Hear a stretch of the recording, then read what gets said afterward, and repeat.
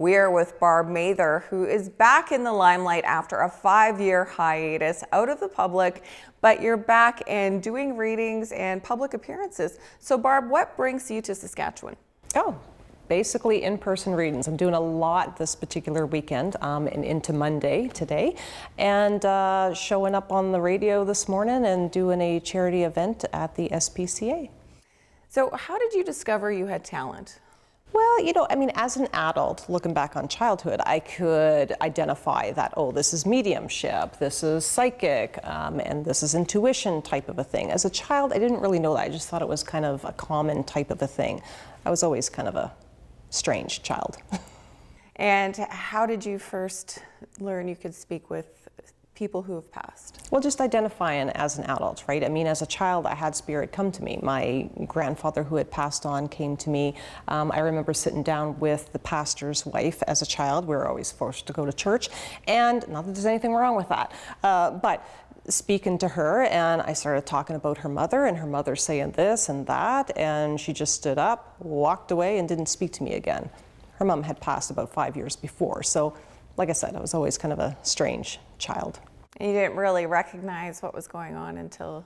Well, no, because for me it's just a normal thing, right? I didn't have anyone tell me until, well, as I started doing it, that, that's weird, you're strange, what do you do in type of a thing? That's not possible, and then you get the whole teasing and bullying, and you learn to keep your mouth shut. Did you have any mentors that helped you? No, not at all. For me, again, as an adult, right, in library and bookstores, there was a lot of books coming out.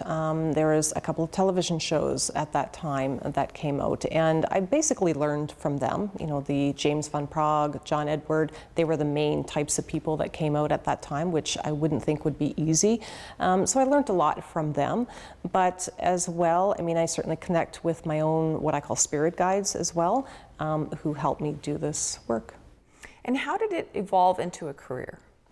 Well, I just started to kind of take that leap, take that risk of I'm going to try and read people one-on-one and give them intuitive readings, mediumship readings, and I just started doing it kind of in my spare time because I was just like anybody else. You have a job, work 9 to 5 type of a thing, trying to raise a family, and apparently I was pretty good. So people then started to talk about me, and it just kind of spread like wildfire. And people began coming to my work. Didn't have a job for very long. And so I thought, okay, what now? Then I started to move into doing it professionally. So you've changed locations. You no longer live in Saskatchewan. Tell us how that came about. Well, I kind of went into hiding a little bit for the past, 4 or 5 years type of a thing. Life has a way of happening. I divorced in that time. Life hadn't necessarily been easy, but of course, life then moves on. Met somebody else, married, brought me to British Columbia, but I'm always back, so not for good, of course. I haven't gotten another divorce, but Did you just need a rest? Does it take a lot of energy to do this work? Well, it does, right? When you have your own personal types of things, and going through a divorce is not easy, specifically when you have kids, right? So, I had to kind of back away. I didn't stop completely. I just kind of stopped doing the whole in-person media attention type of a thing and, crawled into my hole for a little bit and kind of somewhat disappeared. I still did phone readings and stuff like that, but in between that time, divorce and stuff like that, I also had a couple parents. My father and my mother passed away as well. So, sometimes you have to take a step back from things and just regroup and re-energize. So how did you get re-energized? Am I re-energized? I don't know. I feel good, right? Even though I'm spiritual, it's not like I'm just all about, herbs and teas and stuff like that. Not that there's anything wrong with that. I take that as well. But for me, it's therapy, it's doctors, medications. You got to listen to your own body as well and realize that you're just not okay. And I just can't help anybody else at that basic moment because I have to help myself first, and then my children, and then everybody else. So you might have seen Barb, I know, on Entertainment Tonight and other shows. Just tell us some of the things you've done. Yeah, I mean, I have been on Entertainment Tonight, the whole predictive type of thing, which went really, really well. I love doing celebrity predictions and things like that. It's always a fun type of thing, right? It can't always be so serious and life events and, oh, is my boyfriend going to stay around and marry me type of readings, right? As I'm taking a look at Natalie Portman in this movie, Black Swan, there's a lot of hype about that. I actually believe and feel that she's definitely going to get an Oscar for this particular movie. When I feel their energy together, they seem like a perfect pair, believe it or not. I know there's a lot of hype about Angelina Jolie right now and Brad Pitt. We always have to have that fun. I always like to entertain on, Facebook and Twitter and things like that. We also are kind of somewhat working on a television show, which I really can't talk about right now, but you never know what could happen in the future, right? Or maybe we do. So. Excellent. Tell us about your social media. Do a lot of people contact you that way? Sometimes, for sure. I mean, through the website is one of the #1 types of things, right? And yeah, I mean, I'm on Facebook and Twitter. I like to entertain and follow people back and, interact with people, chat with them. And yeah, it's a lot of interesting people on Twitter. I mean, Barack Obama follows me on Twitter. Verified account. Kind of nervous actually to have a president following you on Twitter. He hasn't reached out and said hi yet, so I'm still waiting. It's a great way to get out there and touch people all over the world. Tell us a bit about the more serious side of work. I know you do help people solve murders and cases or find their lost pets.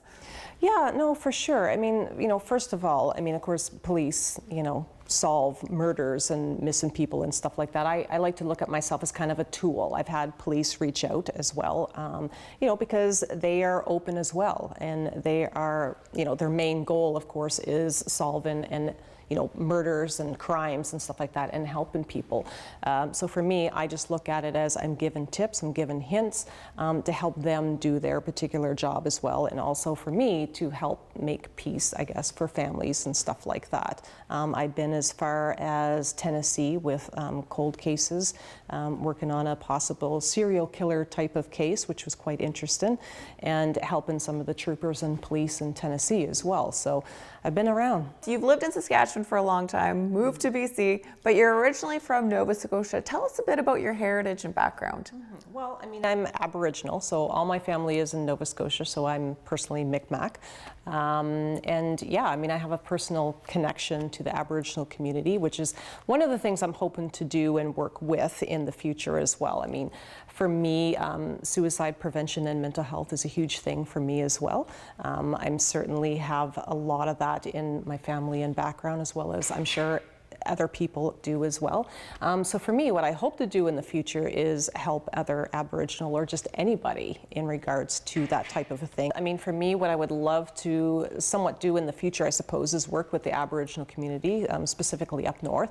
Something that's near and dear to my heart, of course, is mental health and suicide prevention. So not just as being, a psychic medium of doing readings with certain people. I also have a counseling background as well, and I do what I call intuitive life coaching. So it's basically a bit of an intuitive type of a twist because I just know things with people. I can feel, hurt. I can feel pain. I can feel emotions. I can also see past and issues with people. But I also use that counseling life coaching type of education background of myself to, do workshops, do speaking engagements, do one-on-one consultations with people. And, I certainly feel for, children and young adulthood who are struggling because it's a different world out there. And you can also go into workplaces and assist as well. Absolutely, yeah.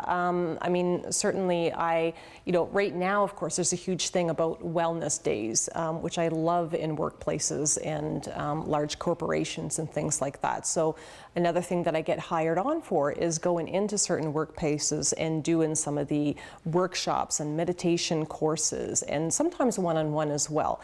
But of course, you can reach a larger audience, of course, right, in workplaces of doing classes and teaching people how to de-stress, how to use their own basic energy, of course, to get along with other people and diffuse certain situations. So if just one of us from the average public wants to reach out and get help with something that we need in our lives, how can people reach you? Yeah, you can certainly Google my name, Barb Mather, or barbmather.com. We have a new website that's coming out hopefully shortly, and yeah, that's the best way. Excellent. Thank you so much for You speaking bet. with us.